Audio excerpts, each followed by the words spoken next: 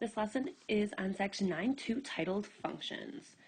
And you're asking maybe what a function is. Well, a function is a relationship that assigns exactly one output value for each input value. So you can kind of think of like that plug chug method, or if, I don't know if your teachers in the past have taught you that, or let's say you put cookie dough in the oven, you're going to get out cookies. So your input value is the cookie dough, the output gives you the cookies. So it's like we're putting something into an equation and we're getting something new out of it. Just like we put that cookie dough into the oven and we're going to get those cookies out of it. So you can kind of think of that analogy. So let's go straight into an example. So it says find each function value. So how I can read this, it says f of 9 if f of x equals x minus 5. And you're like, what the heck is she saying? All I'm saying is, this is saying if I plug in 9 in for x, what's my value that I'm going to get for my function? So if I say my function is 9, you can kind of think of it like that. So then what I'm doing is I'm going to plug 9 in for my x. So if x is 9, then what's going to be my output value? So really all I'm going to do is write, so if f of 9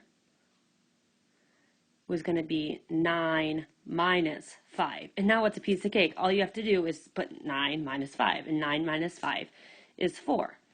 So we know f of 9, so the function of 9, if I plug in 9 into my equation or put 9 into kind of my oven, I'm going to get 4 out of it. Let's do the same thing. So it says if f of negative 3, if f of x equals 2 times x plus 1. So again, we're going to say, well, what's f of negative 3 is going to be, again, just plug in your values for x.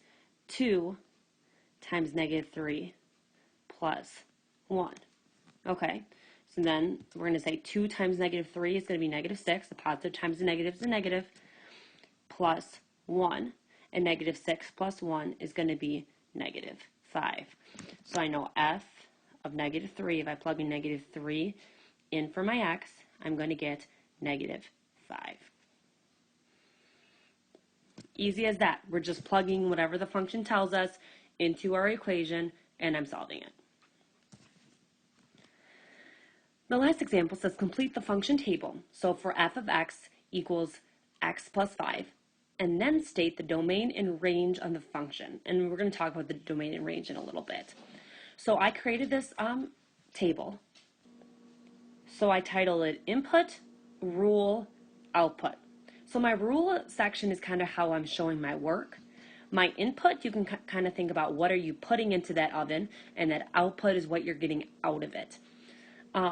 So really that output, and we're going to learn later that output values is going to be my range, and so I'm just going to put like an R on top.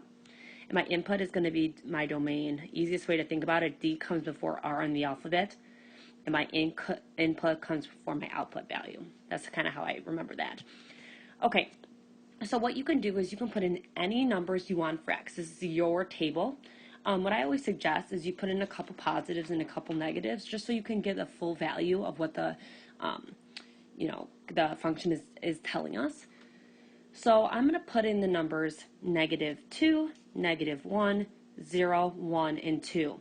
I highly suggest that you use those numbers. That's kind of what your book likes to use. And again, it just gives us a full value of this function. Okay, so we put in any of those numbers. Again, you can pick even bigger numbers, but why put bigger numbers in? Make it easy on yourselves, but give you a, put at least 2 negatives, 2 positives, and put that 0 in there. Okay, so then I'm just going to plug in negative 2 into the equation for the first one. So really I'm just going to be saying, well, negative 2 plus 5 here. Here I'm going to put negative 1 plus 5. Again, notice I'm just plugging these into the x right here, okay? So then I'm going to put 0 plus 5, 1 plus 5, and 2 plus 5. And again, this should be a review from our 6th grade chapters. So then my output, again, I'm just going to solve. So negative 2 plus 5 is going to be 3. Negative 1 plus 5 is 4. 0 plus 5 is 5. 1 plus 5 is 6, and 2 plus 5 is 7. So now I'm done. So my domain values, again, are my input values. So I'm going to just put domain, and then I kind of like to put some brackets. So I'm going to put -2, -1, 0, 1, 2. So your domain describes your input. What are you putting into the function? And your range describes, well, what did you get out of it? Again, I put little brackets.